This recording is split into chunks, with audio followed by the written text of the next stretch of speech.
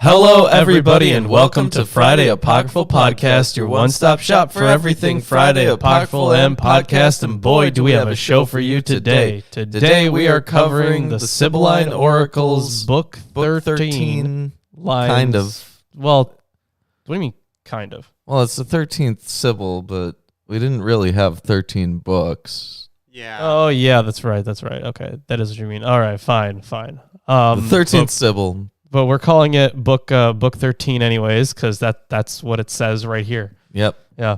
That is the one that we are covering. And it's the whole thing. It's not super long, actually. So it is basically a continuation, if you remember, book 12. Yes. Where it pretty much glorified a whole bunch of emperors and a whole bunch of Roman rulers in general. And this is basically a continuation of that. So we ended up with Alexander Severus in the last book, and this one just continues that. Oh, so it's more history. Yeah. Kind of. Some verses are lost at the beginning. What are you reading out of? Oh, you know what? I should tell you what I'm reading out of. I'm reading out of the Old Testament Pseudepigrapha, Volume 1, Apocalyptic Literature and Testaments, edited by James H. Charlesworth. Doesn't that have a section written by J.J. Collins? It does. That section by J.J. Collins is on the Sibylline Oracles. Wow. Yeah, it's incredible, really. And it's also, I want to thank the viewers here because we've been getting a lot more views on other live streams. Thank you, viewer. An Atheist Sunday School. Yeah, an Atheist Sunday School. Yeah. And I think And we need them all to come here, too. Well, that too. But yeah, I think they've been showing up in suggested feeds more often, and I got to thank the viewers for that because of their engagement. Yeah. So thank you for being a devoted viewer, and thank you for worshiping us and putting us up on a pedestal and praying to us. Praying to us. Thank you. Yes. It was your hard work and prayers. So be sure to like and comment Your works and of the law. subscribe. Yeah. Yep. Anyways, That's how YouTube works. yes, it is. Whoever is getting worshipped the most. You know, Yeah. At least we're not on Twitch. Right, yeah. I mean, We'd probably get banned from Twitch. I mean, I don't know about fair. that, but Twitch, F words and stuff. I mean, they don't care. Oh, then I probably wouldn't. I mean, they're pretty arbitrary about their bans. They are, yeah. But Twitch has that rating feature, which is really nice. Yeah. YouTube used to have ratings. No, not that rating. I do remember those days, though. Those Yeah. days were dark. Apparently, there's an extension you can download for your browser that shows you dislikes. Oh, really? That's interesting. Hooray. Yeah. So yeah, some verses are lost at the beginning, before verse 7, but the first clear reference is to Gordianus III, 240 to 244 in verses 13 through 20. The review of history is very brief and extends only to the time of Odinath of Palmyra and the reign of Gallienus in 260 through 68 in verses 150 through 73. So through the end. Wait, through 73. What, did I misread that? No, that's what it said. Oh, yeah. Yeah, can you put in 73? Because 73 is actually the end. There's a conclusion section, which is like literally 2 verses long. You got So- numbers and spaces. What is Yeah, that? numbers and spaces, I know. Gosh. Very, very short conclusion there. The reference to the persecution of Decius in verses 87 forward is assumed by all commentators to have been written by a Christian. Gefkin assumed that the entire work is Christian. Against this, Rezek, followed by Kerfus, has pointed out that there is no reference to the persecution under Valerian or to his capture by the Persians, which a Christian might have seen as a punishment of God. Verses 87 forward could easily have been inserted later. There's nothing else in the book to suggest Christian authorship. If then the book was not written by a Christian, it is probably Jewish, not pagan. This is indicated by the references to divine providence in verse 112, the wrath of God, the wrath of the great God, or of the Most High, and the polemic against astrology. Yeah, Sounds Jewish. It does. Since Sibylline Oracle 13 does not refer to the deaths of either Galenius or Odinath, it can be dated with some confidence around 265, and that's CE, by the way. Just so we're all clear. The rest of the introduction really doesn't concern us all too much, but it talks about some literary connections with other apocalypses and So things that will be apparent yeah. and noted. Yeah, things that we will see. But anyways, I'm going to hand it off to you. Wonderful. Hot dog. Hot dog. Hot dog. I could go for a hot dog. By golly. Okay. Book 13. The Sibyl's Introduction. The holy, immortal, imperishable God bids me again sing a great, wondrous word. He who gave power to kings and took it away again, and delimited for them a time of both things of life and of wretched death. The heavenly God also presses me hard, though I am reluctant, to proclaim these things to kings about royal dominion. And there's a break. Yeah, there seems to be shades of Kohelet there a little bit. Could be. It is a definite invocation of the muse, so like typical for literature of this era. I guess because this would be Roman stuff now. I don't know how often it was used then. Because of course you get it all the time in Greek stuff. I don't know how often it was used in Roman literature. It is a very straightforward introduction, which was not present in the previous book. True. Now we have a section on a period of strife. Guess who's mentioned? Is it Nero? No. Ares. Ares. Furious with the spear. Hey, Nero was a good guess. He's mentioned Ares all the time. Also paired with Nero all the time in this. So Well, I don't know I don't remember him being paired with Nero. I remember, Ares getting brought up a lot and Nero getting brought up a lot. yeah. Well, They both like war. the footnote says that this is presumably a reference to the civil strife in the year AD 238, when the emperors Gordianus I and II, Bulbinus, and The first and the second. Pupienus Maximus. Yes, his name is Pupienus I'm Maximus. sorry, what? That's the worst. You're name kidding. I've ever heard. Pupienus. Oh, okay. So it would be Pupienus. But it's still not better. I'm going to call him Pupienus. Maximus. Yep, Pupienus Maximus. Yeah.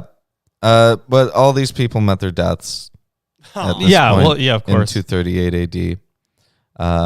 So it could be a reference to that. Though I thought you mentioned in the introduction that it's younger than that. 265. No. So Right, so you said this was in the 230s. yeah, so Right, this would if it was written in 265, then that makes sense. Yeah. At his hand all will perish, the infant child and the elder who legislates for assemblies. There's a footnote. Oh, it's just Greek. That's written in English. Gotcha. Okay. For there will be many wars and battles and slaughters, famines and pestilence, earthquakes and fierce thunderbolts, and many volleys of lightnings throughout the whole world, and plundering and despoiling of temples. Yeah, that just sounds like very generic apocalyptic imagery. That can be found all throughout the Minor Prophets. too. Yeah, and we're going to see it a hell of a lot more in Revelation. Mm-hmm. Now we have a section on Gordianus III. Then indeed there will be an insurrection of enterprising Persians, Indians, Armenians, and Arabs simultaneously, and round about these a Roman king will approach, insatiable for war, a young Ares, leading on warriors even against Assyrians. You know what I learned recently? No. That so the term Arab to refer to, like, you know, I guess more generally people in the Middle East. Before World War One, I think, Arab was generally used to. It was used by who we would now consider Arabs to describe like violent Bedouin. Oh, Yeah, interesting. yeah, isn't it? That's what I thought. That is very different. Yeah, they wouldn't have defined themselves as Arabs, but then after World War It's One, actually kind of a slur. essentially, yeah. Yeah. So Figured. after World War One, basically, like the Ottoman Empire was essentially destroyed. Like a quarter of their population fucking died. Yeah. And then like, you know, France and Britain, Italy, I think too. They just kind of like portioned off the land for themselves, and they're like, hey, we're gonna help you out here, but this is also like our land now. Yeah, we're just here to help. Copium. So they that's We're here to essentially help how ourselves. that's how we got like a whole bunch of modern Middle Eastern nations. Yeah, because they were created specifically just to be portioned out. That's totally fair. Yeah, completely and fair. reasonable, and My God. Unbiased. But yeah, you brought up Arabs there, so that was reminded me. Interesting well, a lot Yeah. of people actually, and it's Yeah, Arabs, So, Indians. Gordianus III from 238 to 244 became emperor at 13. In his time, Goths and Persians were defeated by Rome. So there you go. He is a young Ares. The warlike Ares will stretch out his spear, sending as far as the deep-flowing, silver-eddying Euphrates for the sake of retribution. For, betrayed by a companion, he will fall in rank, smitten with glittering iron. Okay, so again, with the glittering iron. Yeah, he was we had- assassinated in 244. Okay, assassinated in 244. And it wasn't iron that was used before, right? Was it silver that was used before? No, it was iron. It was iron, like in the other passages where people died with like plating on them. Yeah. That was iron. Okay. Or sorry. Yeah, that was iron. All right. I don't remember. Yeah, now we have a section on Philippus. Immediately a warrior who loves the purple will rule, appearing from Syria. Syria, yeah. Yeah, Syria. Yeah. So Julius Verus Philippus conspired to have Gordianus III assassinated and replaced him as emperor. In 247, he elevated his son to the rank of Augustus. Both were killed in a battle at Verona in AD 249. So this was a very short rule. Yeah. The past was wild. Everyone's just trying to kill each other Yeah. for rule. What did you say about the past? I'll show you. Yeah, right. You better take that back. Appearing from Syria, a terror of war, and with Caesar, the sun, he will also ravage the whole earth. Both will have the one name, 500 addeth to the first letter and the 20th. A for Augustus, K for Caesar, and PH for Philippus. Oh, okay. Yeah. But when these lead in wars and become agitators, there will be rest from war for a little while. Not for long, but... Yeah, not for a long time. Yeah, not for long. But when the wolf pledges oaths to the flock against the white-fanged dogs, then it will do mischief, hurting the wool-fleeced sheep, and will cast off the oaths. Oh, okay. The reference here is to a treaty with the Parthians, which was not fully observed. Yeah, I guess, right? Because you're talking about a wolf who makes an oath to sheep. To sheep Yeah, it's against dogs. Yeah, like that's not gonna happen. That's not gonna be followed. Yeah, like the scorpion. No, and- I was and the going to frog. say the scorpion and the frog, damn it. I was thinking, don't say it, it's such a long parable. It's not that long. See, It's like I don't a remember. few sentences. Okay, scorpion and frog. Scorpion needs to cross a river. Frog Oh, comes that's by. right. Yeah. Okay, that's okay. Now I remember. Okay, Stings right. him halfway across. Yeah, I they could both do die. that. Right. Because that's my nature. Yeah. Blah, blah, blah. Yeah. And then also there will be lawless strife of overbearing kings and wars, as usual. Syrians will perish terribly. Guess that's still going on. Yeah. Right. Unfortunately. Indians, Armenians, Arabs, Persians, and Babylonians will destroy each other through mighty war. But when the Roman Ares destroys the German, the Goths, they were not, Right, yeah. however, defeated by Philippus. When the Roman Ares destroys the German, having conquered the spirit-destroying Ares of the ocean, then also the Persians, overbearing men, will have war for many years, but they will not have victory.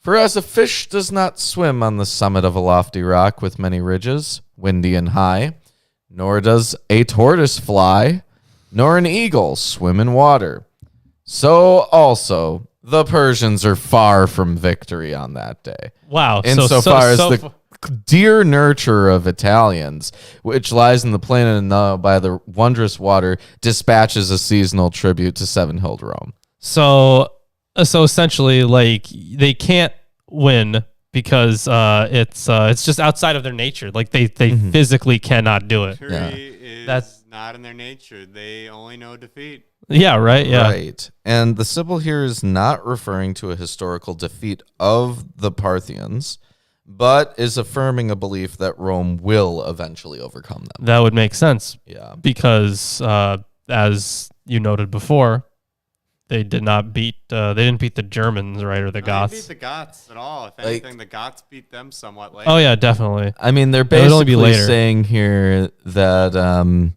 the Persians will win when an elephant flies. Yeah. Yeah.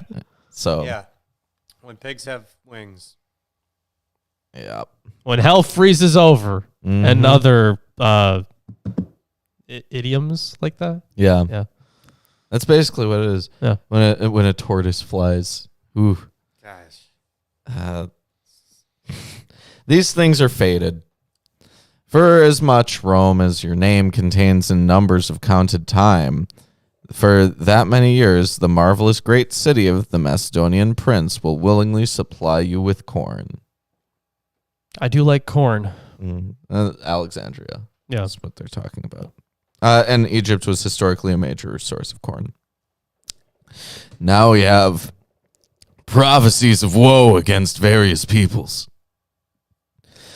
But I'll sing another toilsome distress for the Alexandrians who will perish through strife of shameful men.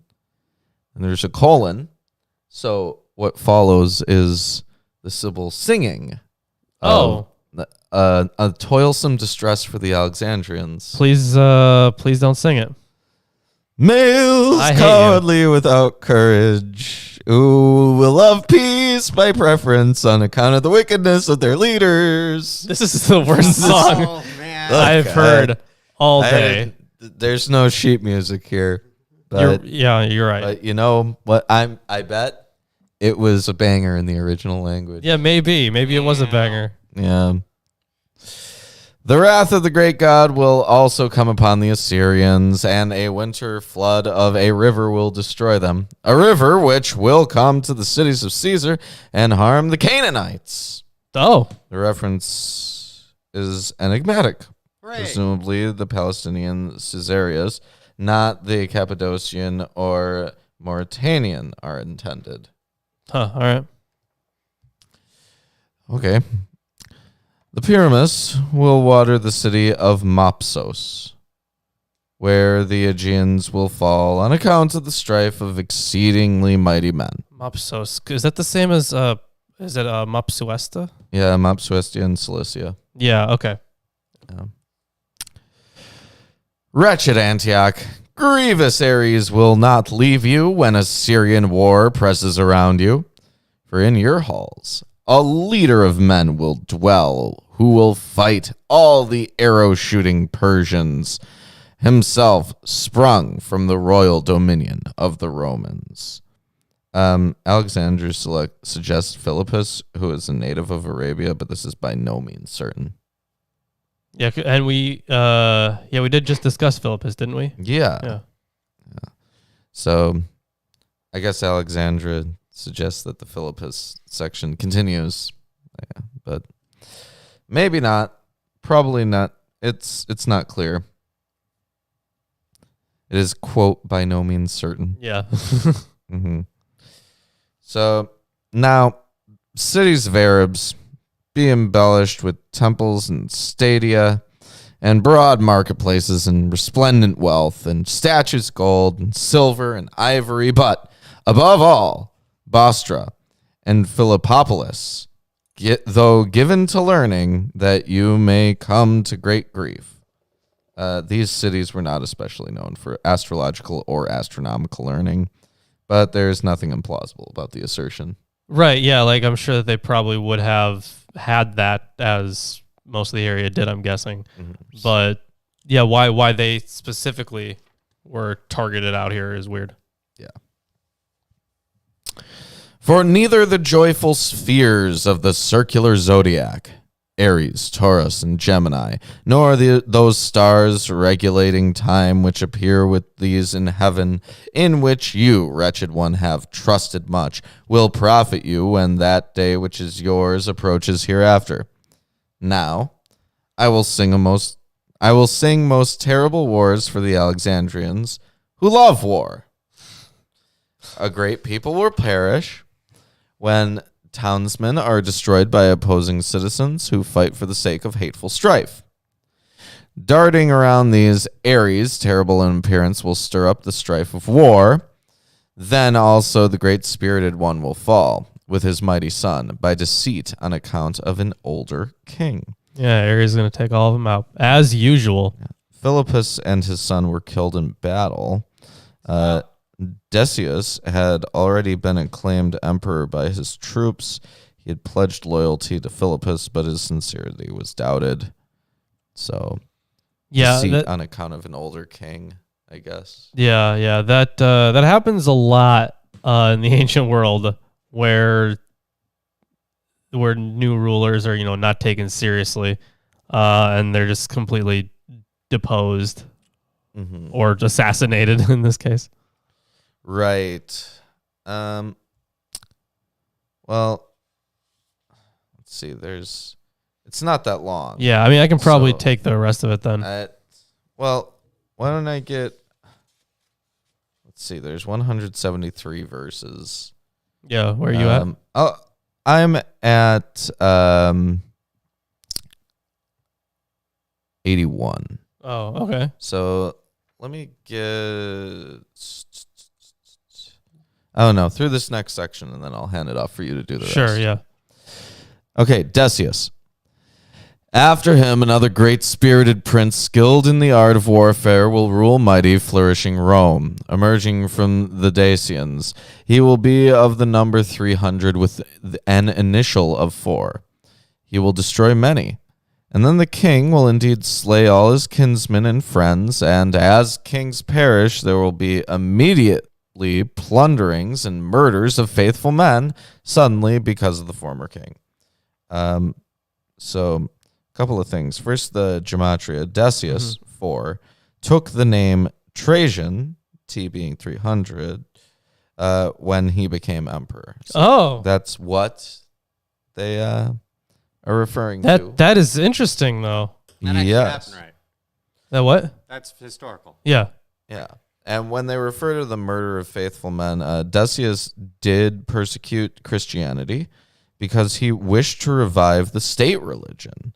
Verses 87 through 88, which I just read, are generally assumed to be written by a Christian. Yeah. And I did cover that a little bit. For a second I was like, Decius, is that anything like Diocletian? But I was like, no, Diocletian lived way later, like 200 years later, so no.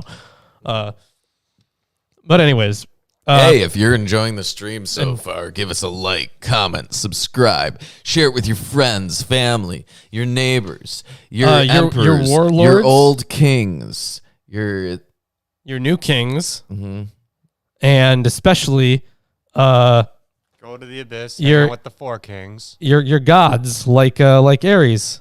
Yeah, Ares. So Ares is not presented as a character. No, Ares is a title. They refer to Ares fighting against Ares here, where it's like the Ares of the sea at one point. When they're talking about Yeah. They talk about him being an Ares and fighting against the Ares of the sea. Like Ares is clearly not like the god character that we typically would associate Ares being. Right. It is using Ares in the same way that a lot of poets would use Ares, because they would often do it not in the sense of, the god being a character, but in the sense of representing what they stand for, in this case, war. Yeah. So carrying on that tradition. And while you hop into the reading, I'm going to hop to the restroom. All right. We'll do. This next section is on Merades and Kyriades. Or Kyriades. These are all weird. Or Kyriades. Kyriades nuts. Then, then, when a deceitful man comes, a foreign ally, appearing as a bandit from Syria, an inconspicuous Roman, he will also deceitfully approach the race of Cappadocians and will besiege them and press them hard. Man, I just got that phlegm out like before the show. Oh, you got more? Yeah. That's annoying. It's annoying. So for these, this foreign ally that comes and presses them hard. So on this, the reference is to Merades, a traitor who twice tried to lead Parthian forces against Rome. That's interesting. So he was just an asshole. I guess perhaps he tricked them then, right? Because he's a deceitful man. Whoa. What? Whoa. Yeah, right? Isn't that crazy? It would never happen. Someone lying in the ancient world? That's never happened. Not new. No. New. And will besiege them and press them hard, insatiable for war. Then you, Tiana and Mazaka, will experience captivity. You will be in servitude and will place your neck under the yoke of this man. Syria will also weep when men perish. Nor will Selenia then save its sacred crown. Woe unto you, this place. Woe unto you, this place. With these woes, every time that it's read in any book, every time one of these woes happens, it just sounds like bad comic book supervillain writing. Throughout. It's not good. It's not well written. Yeah, and the thing is, if you see, at this point in time, if you see a section that starts off with like woe to places X and Y, or anything about the destruction of a place that is seeming to both invoke and mourn it somehow at the same time, you can basically guess what's in there, and you're mostly gonna be right. There might be little details like which cities, right? Yeah. And how they're fucked. Yeah, how they're fucked sometimes changes.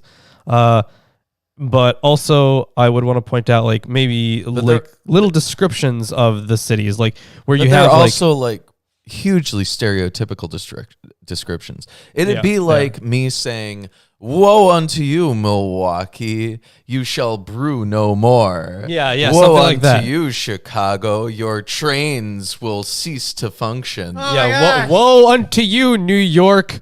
All the pizza will burn up. Yeah, something like that. This is you can't be walking here anymore. Oh no. So it's New shit Jersey like that. Won't be walkable. Yeah. So while everything is distinct to its place, you can. It's all the same.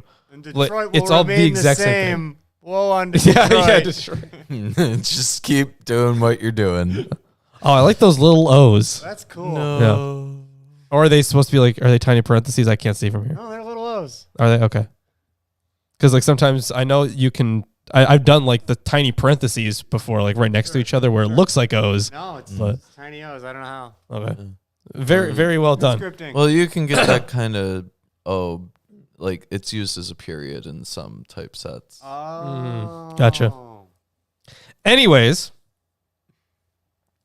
yeah, but when a wanton man flees from Syria in anticipation before the Romans, fleeing through the streams of the Euphrates, no longer like the Romans, but like the proud arrow-shooting Persians. And this is the reason I took that pause is because it's a totally different section.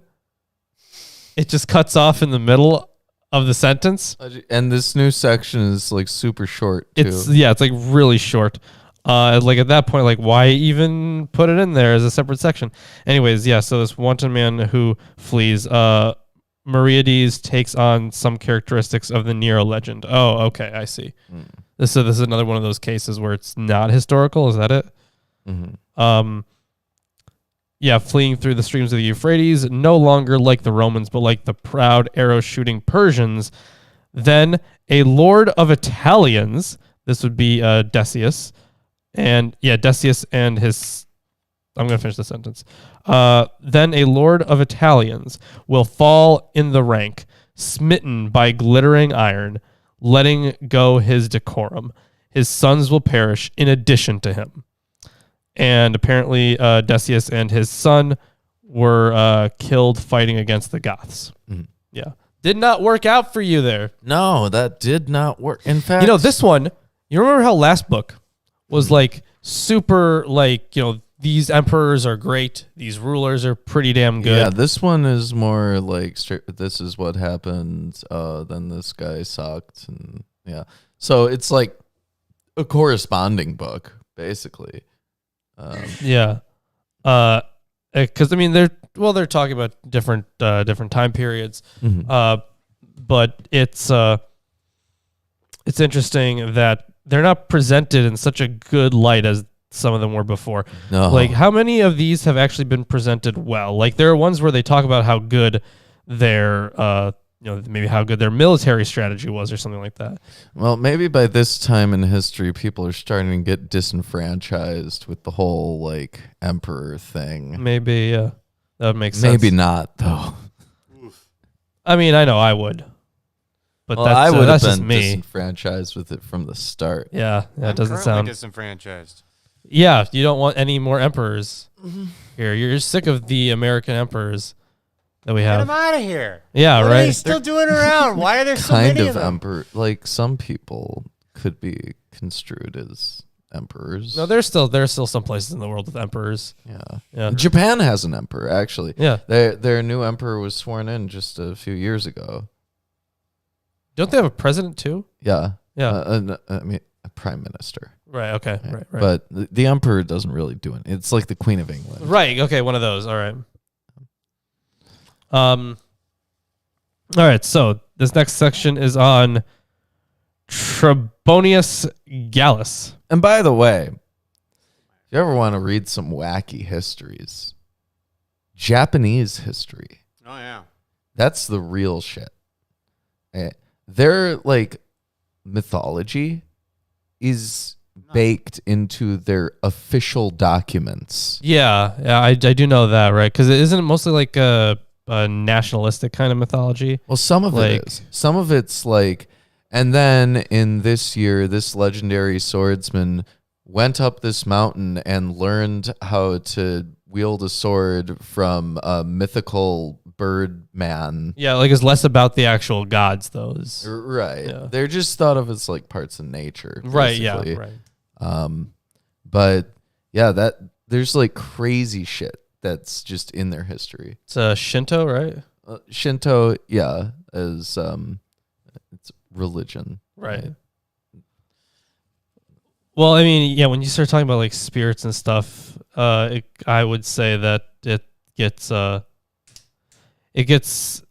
because it's hard to define religion anyways. Well, it's very much like Thales. Everything is full of gods, like kind of thing, right? Gotcha, So okay. like, oh, this river has a god. Oh, this patch of a rice farm has a god. This forest has a god. It's just gods for literally everything. Yeah. So it's not like some big mythos.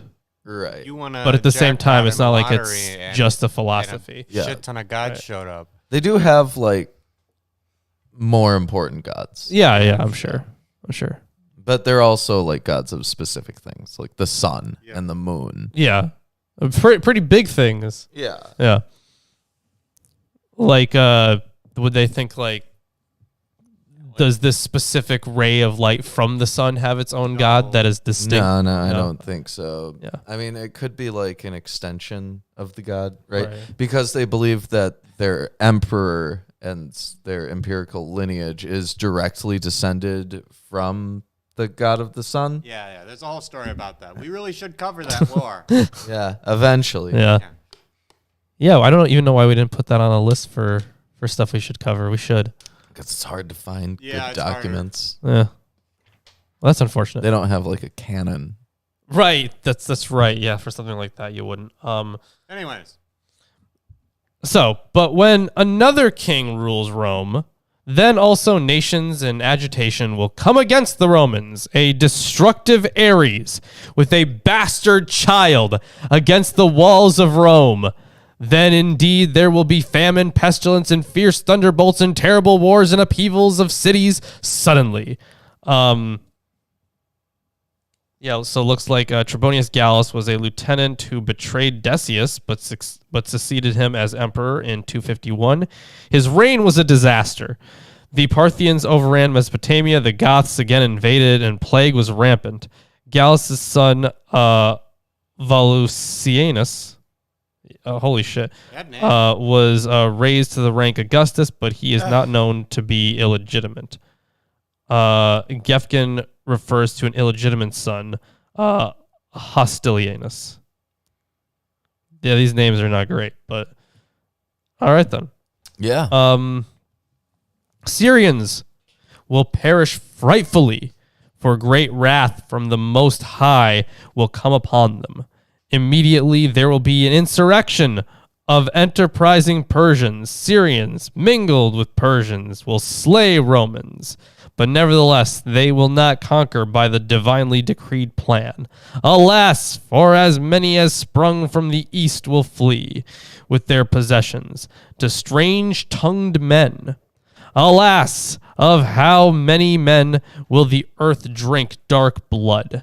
For this will be the time when the living one one day will produce a blessing on the dead with their mouths, and will say that death is fair, and it will evade them. Yeah, the whole wishing for death thing. Mm-hmm. Now, so we talked about when you handed this off to me, we talked about Merades, right? Yes. And it looks like, he was kind of viewed as similar to Nero in that he would be returning. And now we get that here. Cool. Now, wretched Syria, I bewail you piteously. On you too will come an affliction from arrow-shooting men, a terrible one, which you have never expected to come to you. For the fugitive of Rome will come, brandishing a spear, having crossed the Euphrates with many myriads. And I believe that's probably because he was also thought to, he was a traitor who twice tried to lead Parthian forces against Rome. So they kind of see him as, obviously he's in cahoots with of Parthians. course. Yeah. Yeah, I can see why they would make this connection to someone like a Nero. Yeah, having crossed the Euphrates with many myriads, who will burn you down and dispose everything badly. Wretched Antioch, they will no longer call you a city, when you fall under spears by your own folly. When he has completely plundered and stripped you, he will abandon you, exposed and uninhabited.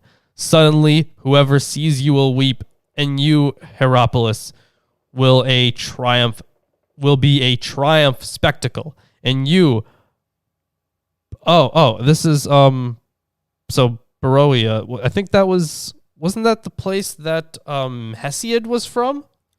I'm not sure. I could swear. Can you look it up where Hesiod was from? I think it's from there. Maybe I'm confusing it with something with a similar name. But either way, yeah, and you, Hierapolis, will be a triumph spectacle, and you, Beroia, will weep with Calchas for her newly slain children. Oh, damn. That's kind of intense. Mm-hmm. So Hesiod was born, I don't know how to pronounce this. Syme? Oh, okay. Something else entirely. Okay. Aeolus. Okay. So, Now, Aliga, Izmir, Turkey. Okay. So then I'm not sure. I remember reading some, was it a poet then who was from this place? Because I remember covering this place in the Greek poetry class What's I took. it called? So it's spelled Beroea. But I remember that some of the poets we covered were from here. Oh, it's a small city on the eastern side of the Vermio Mountains, north of Mount Olympus. The town is mentioned in the Acts of the Apostles as a place in which the apostles Paul, Silas, and Timothy preached the Christian gospel. This city is reputed to have been named by its mythical founder, Bares, or from the daughter of the king of Beroia, who thought to be the son of Macedon. Okay. I mean, if you can find anything while I read this, if you find anything about poets that are maybe from there. There was a Jewish settlement in which Paul, after he left Thessalonica, and his companion Silas preached the Jewish and Greek communities. Sure. No, I'm probably just thinking of a different city then altogether. Either way. Yeah, so here are some further... Oh, hold on. A city of the same name is mentioned in Thucydides' history, which dates around 432 BC. In Polybius' history, there were two insertions about an inscription that dates the city back to the later part of the 4th century BC. No one has verified the historical date of the establishment of the city, though it has been known to have surrendered to the Romans from the Macedonians after the Battle of Pydna. Yeah, these are not the things I'm thinking of. I guess there's really nothing about like notable poets. people. Yeah. All right. Yeah, I'm definitely thinking of something else. I mean, Paul is probably the most notable person who did anything there. Right, yeah. I guess. Here's some further woes in the reign of Gallus. Alas, for as many as dwell on towering Mount Cassius, and as many as are in Amanus, and those whom Lycus deluges, and Marsyas, holy shit, and Marsyas and silver eddying Pyramus, for they will dedicate spoils as far as the ends of Asia, having stripped cities, and they will take away the images of all and cast down temples on the fertile earth. Then there will be a great affliction for Gallia and Pannonia, Mysians and Bithyans, when the warrior comes. O Lycians, a wolf is coming to lick blood. Oh, right, because that's the guy that would, in Ovid's Metamorphosis, I think it was Lycius, right? The king who was turned into a wolf. Oh, yeah. And that's where we get, like, lycanthropy. Yeah. Yeah. So that's good there. A wolf is coming to lick blood when the Sani comes with Ares, sacker of cities. And the Carpians approached to fight against the Ausonians. And then a bastard son, by his shameless daring, will destroy a king, but will immediately perish himself because of impiety. The Sibyl mistakenly asserts that Gallus was murdered by his son. Both Gallus and Volusianus were murdered by their troops. Oh, shit. In 253. Oh. Yeah. Afterward, again, another will rule, bearing dominion in his names. He will fall quickly, smitten in mighty war with glittering iron. So this is, okay, so it looks like Aemilianus was acclaimed emperor by his troops in Moesia in 252 and was accepted in Italy after the death of Gallus. However, he was murdered by his troops after only 3 months when Valerian was proclaimed emperor. Holy shit. This is like the worst game of musical chairs. It's a Game of Thrones. A Yes. Song of Ice and Fire. It's a Game of Thrones. Yeah. Yep.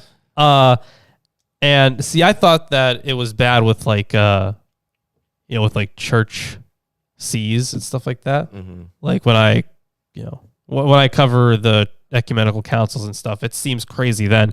This is far crazier. Yeah. Mostly because in this case, the whole bunch of people die. Mm-hmm. Yeah. All right. This next section is on Odinath.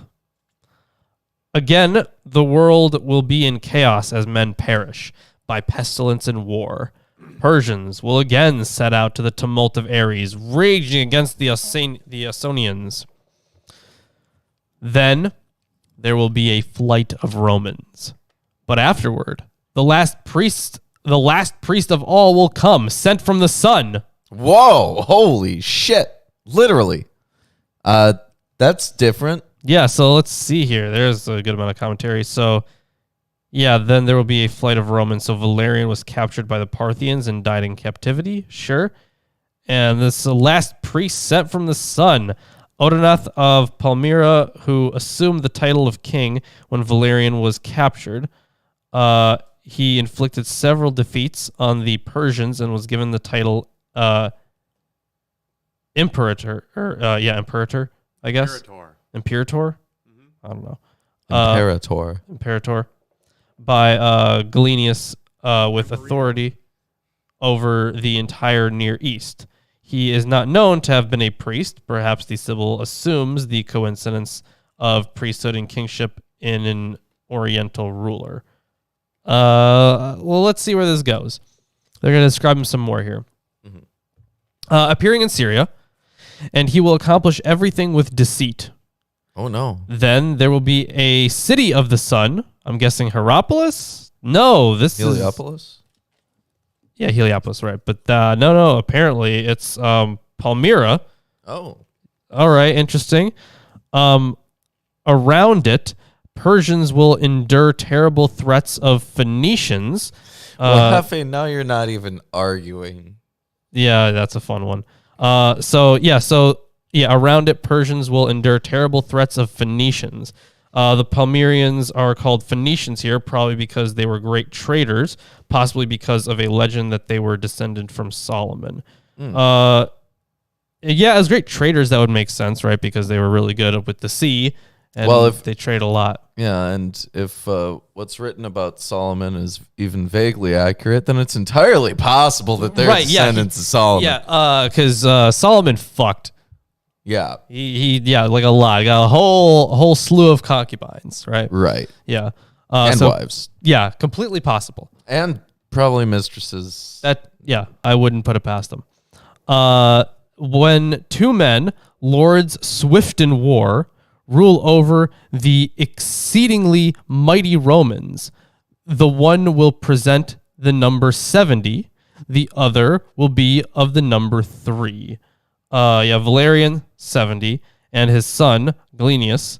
Galenius was co-regent with his father from 253 and subsequently succeeded him. Then also a stately bull digging the earth with its hooves and raising dust with its two horns will do many evils to the dark-skinned serpent. What? Right? What? Okay. So who's the so stately the stately bull? bull? That seems to be Valerian. Oh, cross-reference the animal imagery in Daniel 7 through 8.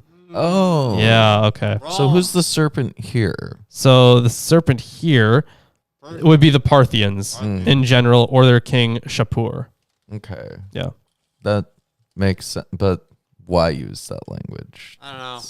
Well, the thing is, I think because this is already very allegorical, right? Because they're talking about man being sent from the sun.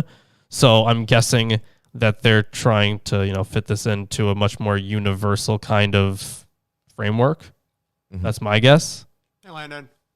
Hey, Landon. Yeah. Hello, Landon. Speaking of Solomon's wives. Okay. How many wives did he have? It literally said that he had 1,000. 1,000 wives. Can you remember 1,000 Read from Christian birthdays? scholars. Do you know who we read from? The vast majority of the scholars that we do read from are Christian. And not only that, but we have also read the actual Bible. Yep. Up to, the point that we're at right now. And it literally said that he had a 1,000, like 1,000. Yeah, it's in there. Oh, yeah, my bad. Oh, 300 okay. wives and 600 concubines. Yeah, Oh, my that- bad. That makes a totally big difference. Yeah, it makes a big difference. Now, he never slept with the concubines. of Right. course. That would be something else. So Let's finish our reading and stop indulging. The thing about right. I agree with Solomon's Chris. wives. I agree with Chris. Thing about Solomon's wives. Let's say that you had 300 wives and 600 You're gonna concubines. forget their names. What? Yeah. Maybe you might. Are you going to remember their names? Are you going to remember your anniversary? Yeah, that would be a tough one. Are you going to remember just about anything about most of them? Maybe some of them you would, right? Yeah. Yeah, Solomon would be a terrible husband. Yep. it would be. Yeah, Anyways. maybe except for one or two that he really The liked. first couple. Or Yeah, First handful. Maybe the first 50. He used some wives to talk to other wives. Mm. Because otherwise he Yep. didn't know how. Chain of command. All right, continuing on here. So yeah, the dark-skinned serpent there, that was the Parthians. Which drags its coils on its scales, but he himself will perish with it.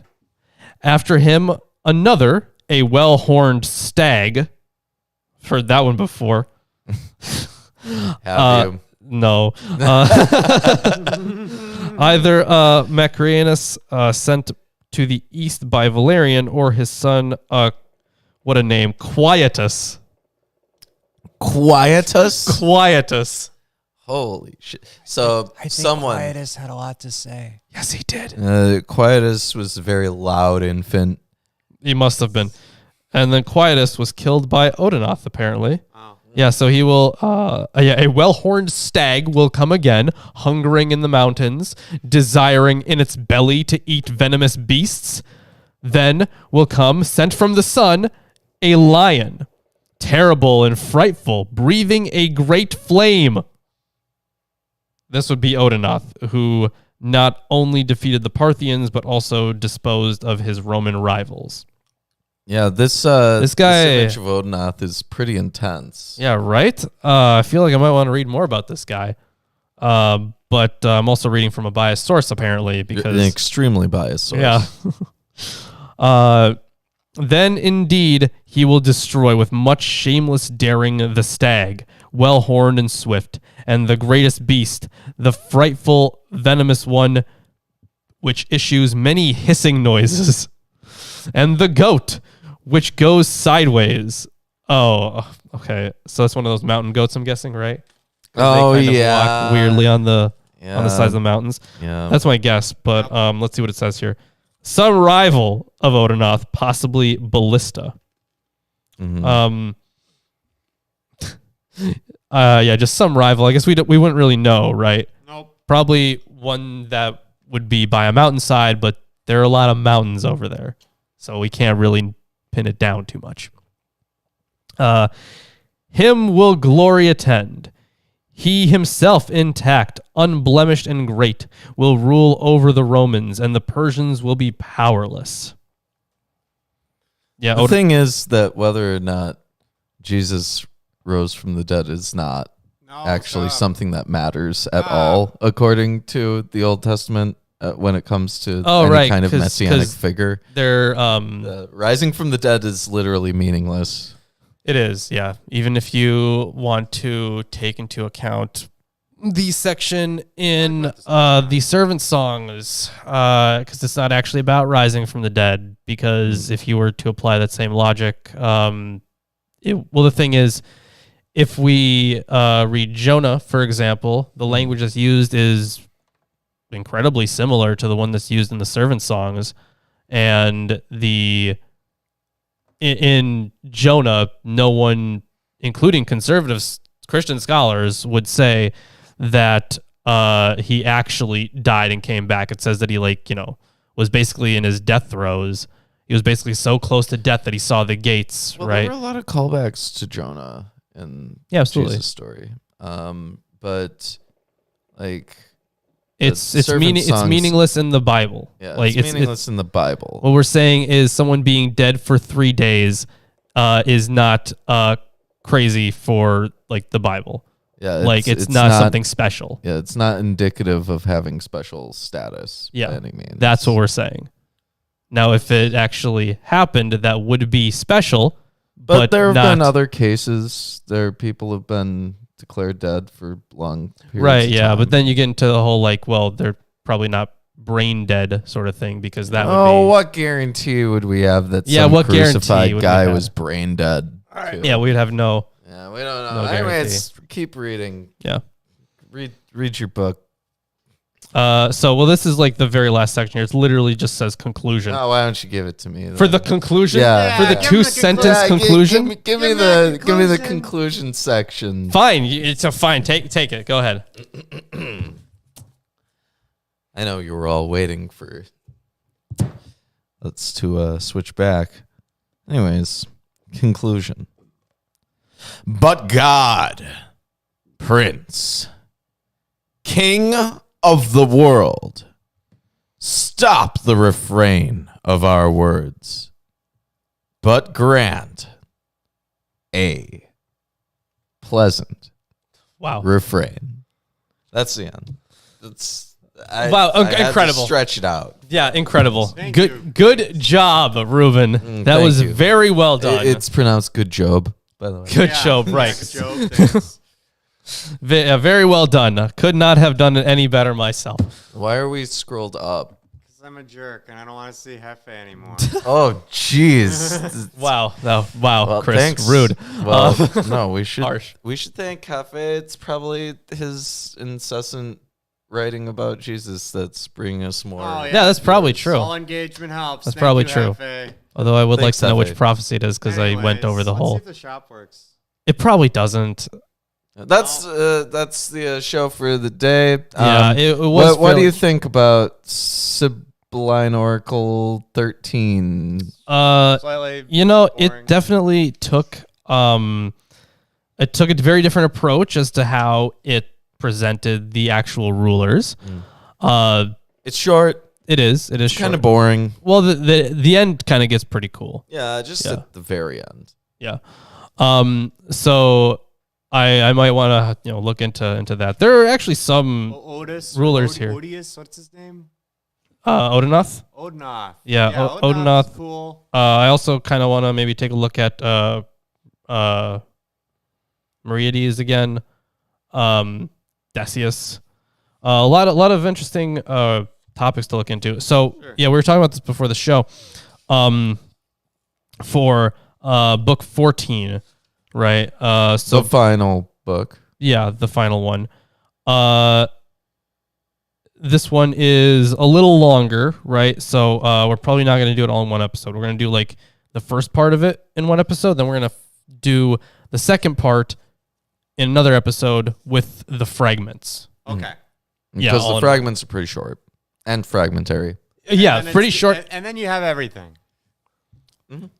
Yeah, and that's all of it after that. All right, we'll do some sort of poll probably during a live stream or something for maybe what kind of episodes you're interested in. Or Well, we do know that our viewers want more polls. Yep. And Yeah, that they that's want true. Lawrence to debate people. Yes. Yeah, So apparently. we'll talk about that another time, the debate thing. But the poll we'll do for a new episode after the Sibylline you know, Oracles. we can also do those by themselves Yeah, on the I mean, community not here. tab. Not I in could the- debate someone. Sure. Yeah, you we'll do talk whatever you about want. debates afterwards. I think we'll have. I Not have an Darth idea. Dawkins. I have an I idea want you for to debate Darth a Dawkins. channel. I don't want to speak to Darth Yeah, Dawkins. I have an idea. We'll just do a channel for it. Okay, we'll just. A channel for it? Don't Yeah, need to make another channel Yep. to have a debate. No. Yes, just talk. Okay, analytics wise, it makes sense. Please don't put more crap here. I Thanks. don't think that it does. No. It's fine. Well, Anyways, if you enjoyed the stream today, check us out on Patreon. Yes, we got, let's see, Patreon. You could be on the show. You could get our video scripts. You could join our t-shirt giveaways. And although the shopping tab isn't really working right now, you could win a t-shirt on the through our Patreon, or you could go to the link in the description where we have the link to our Teespring, and you could just get yourself a shirt. Yeah. We got a whole bunch on there, and we have an Amazon wish list. Mhm. Lots of books on there that you can put on this table, or you could put on our bookshelves, and then we'll use them for sources for videos that we will make, and then we'll put that information in your brain, just forcefully, just shove it in there. Let's see what else we got. Facebook and Twitter. Facebook and Twitter, yeah, it's free to follow us on Facebook and Twitter. Send in your Lawrence diss tracks. Yes, to Lawrence diss tracks. MilwaukeeAtheist@gmail.com. Yeah. Oh, right. And if you're getting to the end of the show, Leave a comment. Yes, leave a comment that says. hold on, I something- actually had something on this. Oh, what did you have? It was, oh my god, it was so good too. How about Debate but I- Cafe. Oh my god, that sounds Oh, brain numbing.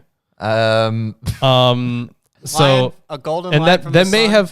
have come off as rude, Yeah. but I've seen the Yeah. Hefe. You got to learn more about evolution, man. And just life.